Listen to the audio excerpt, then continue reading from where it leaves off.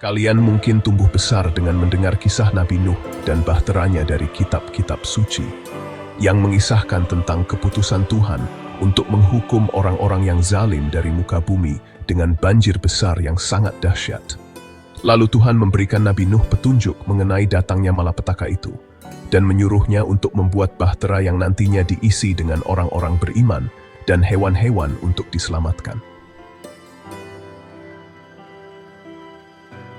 Tetapi, tahukah kalian jika kisah mengenai air bah yang dahsyat tidak hanya terdapat dalam kitab suci saja? Kisah itu juga diceritakan oleh peradaban paling kuno yang pernah ada. Peradaban Mesopotamia. Mesopotamia yang berarti di antara dua sungai adalah wilayah kuno yang terletak di sebagian besar negara Irak sekarang dan dikenal sebagai wilayah bulan sabit subur. Di sana pada puluhan ribu tahun yang lalu adalah tempat di mana secara tiba-tiba peradaban manusia untuk pertama kalinya menciptakan aksara, pertanian, roda, matematika, astronomi, hukum, pelayaran, dan banyak hal lagi yang masih kita gunakan di masa kini. Rumah bagi berbagai peradaban yang telah memberikan kontribusi signifikan terhadap budaya dan kemajuan umat manusia.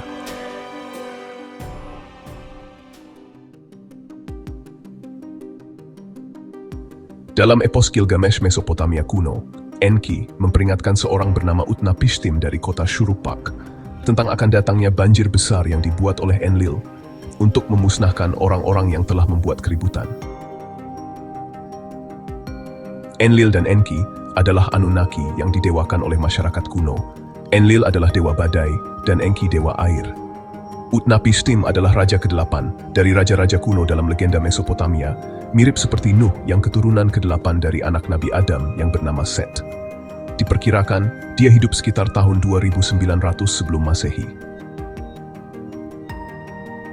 Dikisahkan, Utnapishtim membangun sebuah kapal raksasa yang semua bagiannya ditutup rapat setelah orang-orang dan hewan-hewan naik ke kapal. Setelah banjir besar datang, dan kapal yang dinamakan Pelindung Kehidupan terapung-apung selama 7 hari di air, Utnapishtim membuka jendela kapal untuk memantau situasi, dan dia melihat sebidang tanah bagian dari Gunung Nisir.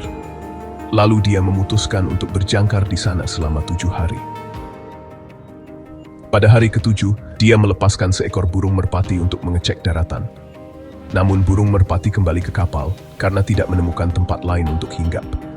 Kemudian Utnapishtim melepaskan burung layang-layang dan juga kembali ke kapal seperti burung merpati.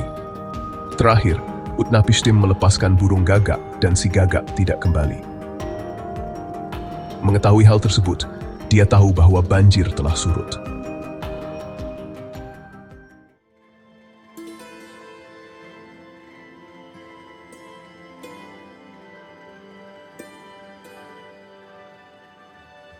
Walaupun berjarak ribuan tahun lamanya, kisah Utnapishtim pada epos Gilgamesh sangat teramat mirip dengan kisah Nabi Nuh di kitab-kitab suci Samawi.